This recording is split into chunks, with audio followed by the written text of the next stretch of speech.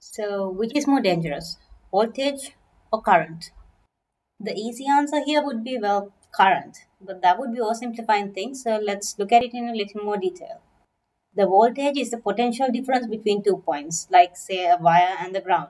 So, if you were to think of it in mechanical terms, think you're rolling marbles down an inclined plane. The voltage would be the incline of that plane. The current or amperage would be how much current is flowing through the circuit. That would be the number of marbles on your inclined plane.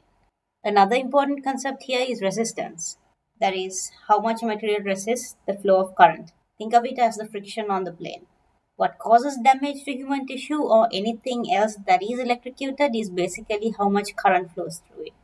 But as we saw earlier, with our marble analogy, the number of marbles that can roll down an inclined plane during a given time frame depends on the slope of the plane. That is the voltage and how much friction there is. That is the resistance. So let's say our damage threshold is 5 marbles per second. So in order to drive a current that can do some damage, you need to apply enough of voltage. If our slope is low, the marbles will roll pretty slowly and we may not have 5 marbles go through in 1 second. And even if our slope is high enough, if there's a lot of friction, our marbles may not roll through quickly enough.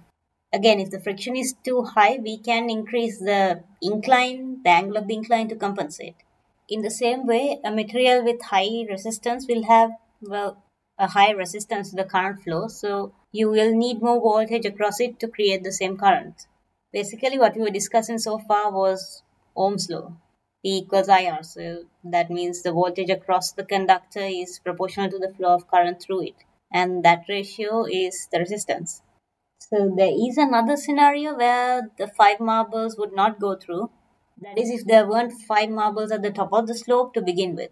That is why a high voltage source may not deliver much of a shock if it can't produce a lot of current. So in short, the current does the damage, but A, the voltage should be enough to drive the current through whatever it's electrocuting, and B, the current source should be able to produce enough current to do the damage. So that's it for now.